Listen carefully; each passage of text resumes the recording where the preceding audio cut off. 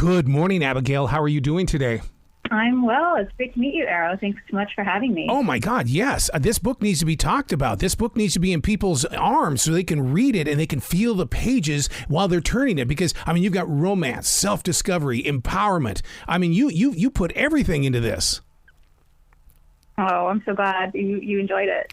How does that play out on your personal emotions, knowing that it's coming from you? You are the seed planter. You know, it's so crazy. Like, I think because my books came out during pandemic, I didn't really have a chance to meet a lot of readers in person because my first tour got canceled. My second tour was only virtual, and now this is my first huge launch after pandemic is over. So I'm really excited to meet real people who've read it. I think every time I talk to someone who's interacted with the story and the characters, it's kind of a shock to my system in the best of ways. So I think it's just starting to dawn on me. That's one of the things that I've learned lately, especially since the lockdown, is that people have really become better readers. And I mean, they go in and they digest a book. It's not one of those things where, it takes 2 or 3 months to get through it. They're getting the job done. Yeah. For you to know that, though, I mean, because you've got to make that connection. I'm in radio. My connection is it's got to hit somebody on the other side. That listener's got to receive it and then take it and pass it along. You have that page that's going to be the word when on somebody else's street. That's right. That's right. How do you make that connection?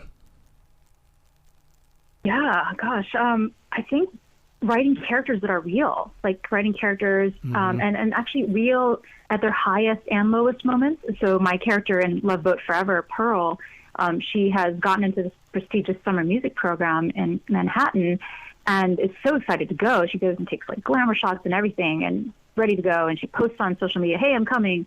And then everything blows up and goes to pot. She gets her TikTok video goes viral in the worst of ways. She has all these haters piling on. There's this big social media blow up, and the programmer sends her offer. So it's a really low point for her.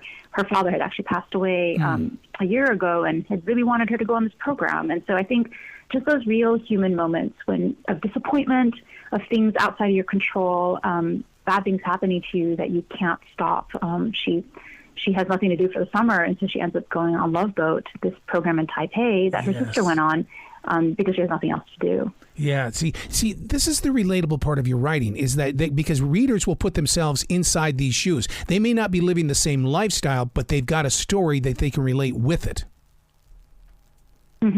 Yeah, thank you. I'm so glad to hear it. And I do hear from readers that they relate to those moments where my characters are in pain.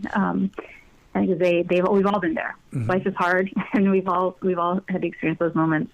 Well, and you actually went through this program, did you not, in Taiwan?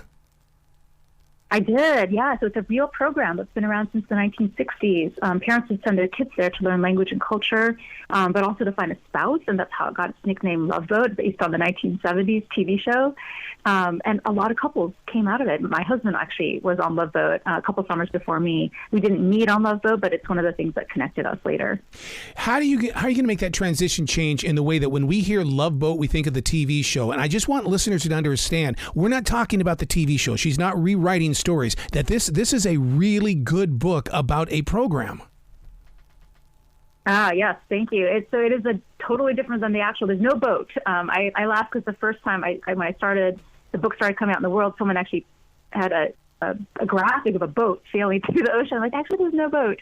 It's really just a program. It's in a building called Chien Tan in Taipei, with dorms and a campus and classrooms, and you're there for 6 weeks learning language and culture with a group of kids that you see day in and day out, and that's really where all the fun happens, because you're together in this foreign country with no parental supervision, and the kids end up sneaking out clubbing and drinking snake blood sake and really in the process making their culture their own. I got to tell you, Abigail, I'm so proud of you. From one creative person to another creative person, the way that you have taken your writing, because so many writers will do it and then they hide it underneath their bed or they put it in a closet. And the thing is that you've taken your writing, released it to people. I mean, look at Love in Taipei on Paramount Plus. I mean, you keep pushing it into areas where there's always going to be new fans waiting for you. Yeah, it has been amazing. It is really unbelievable to just see the numbers. I think the numbers I don't believe the numbers, right? They're just so big that I'm like, know what a million viewers means. Like, I have a TikTok of the film, or an Instagram of the film that has had, I think, 9 million views now. And I'm just like, wow, that number at some point just becomes meaningless.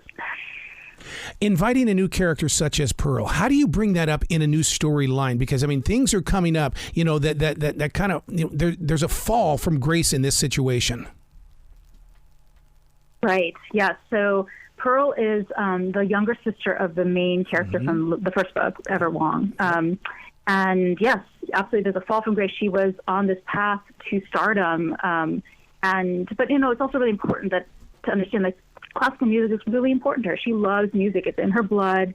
And, again, that point about her father, like before he passed away, he was her music buddy. He sat next to her at the piano, and he just loved feeling the music along with her.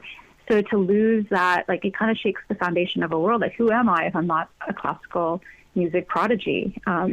So she goes on Love Boat, and lo and behold, she ends up connecting with another classical music prodigy. She's totally stunned to find this guy, Ethan, there, who she's heard of. She's even seen him on stage, Carnegie Hall, and for some reason he's on Love Boat too. But at the same time, she ends up connecting with this brooding kid in her Chinese classical music class where they're learning all these different instruments. She finds out he plays the Chinese lute. It's a pipa. She's never heard of this instrument in her Western upbringing. But he's like this really sour, curmudgeon-y guy, and she doesn't know why. And over time, she finds out like he's also had his music taken from him, and that's like a really important journey that they when they team up to figure that out together. Do you think part of your success is based on that you finally have a book here that people here in the United States and around the world can hold it and say, wow, my image is on these pages, that they feel it's not like the typical stories of 20, 30 years ago, whereas you're talking about real people from anywhere in the world? Yeah, I have been really overwhelmed by the number of countries where the books are sold and the movies has come out. It's the 12 major languages and more. And I think it's at the core because we're all human, and that's really what it comes down to. My editor is actually Italian American, and she said that Ever's family is just like hers, and I love that. And I think that's kind of part of the hope is people read these stories, they meet all these Asian American characters, and like, oh my gosh, they're just like we are. Yeah. Do readers have to start with book number 1, or is it okay to start with Love Boat Forever and then go back? Yeah, they absolutely can start in any order they want. The third book is set 6 years later. You do get cameos of the fan favorites from the first 2 books, so you find out more about what happens to them. But in the third book, it's its own standalone story following Pearl. Yeah, wow. It's really interesting how you make it so real in the way that social media plays a huge role in this story. Yeah, it's very much of our time, I think. It's so funny, like it's set 6 years later, even though I wrote it 3 years later, but it feels like Pearl is so much more modern than even her older sister. I mean, listeners don't understand that sometimes, that the number of years required in order to bring a story forward. Yeah. Each of my books has taken me many years to write. So the first book was 3 years, the second was 2, and the third was 2. What's next? I mean, are you going to continue growing in? I mean, because you said there's a third book and things. I mean, you've always got to be asking that next question. What's next? Yeah. So there's 3 Love Boat books now. This is the 3rd Love Boat book, and I've actually got a 4th novel, standalone, different universe, different characters, called Kisses, Codes, and Conspiracies. It's coming out with Macmillan in August of next year, so less than a year away. And I'm super excited for that one. It's set in Silicon Valley. It was pitched to me by my editor based on a short story that I wrote for an anthology. And she said, can we have a babysitting story? So it's the most unusual babysitting story you've ever heard. My main character, Tan Lee, he's like 16, 17 years old. He's babysitting his 5-year-old sister when his parents go off to Hawaii with the parents of his love interest, who he's like trying to stay away from. And then his ex-girlfriend from Shanghai shows up on his doorstep with millions of dollars stolen from her father. Oh, no. And international thugs deals. So it ends up being a caper. It sends them running around through all of the Bay Area, trying to get away, and quite an unusual babysitting assignment. So I'm super excited for that one to come out into the world next year. Do you ever wonder where these stories come from inside of you? I mean, do you defrag, break it down, and all of a sudden in the center of this egg is this story?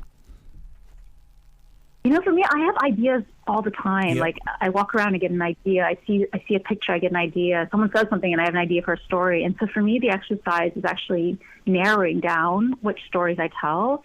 So I am really thankful to have a wonderful team of agents and managers that kind of help me figure out, okay, what's the next one of my million ideas that, I should move forward next. How do you remain so loyal but so passionate about it? Because, yes, it's a job, but the thing about it is, you don't write like you treat it like a job. You know what I mean? You're sharing a story that doesn't feel like that you're having to do a job.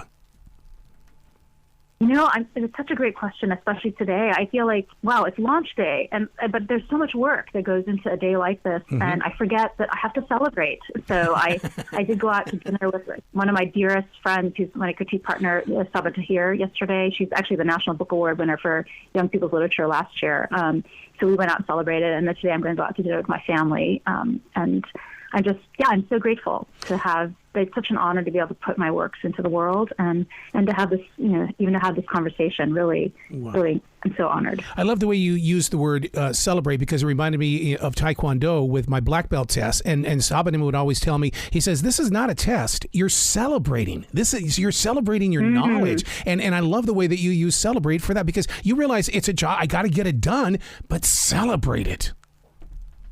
Yes, absolutely. Wow. Well, where can people go to find out more about you and because people are always asking that question, well, where do I find it? So, Abigail, here's your opportunity. Let people know where you are. Yeah, so you can order the books through your local independent bookstore. It's in Barnes & Noble, all around the country, Amazon.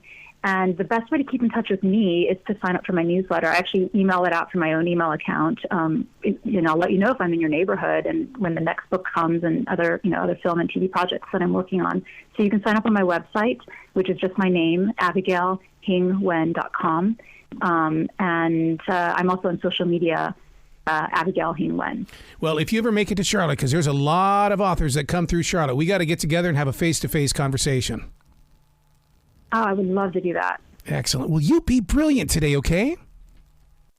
Thank you. Thank you so much for having me.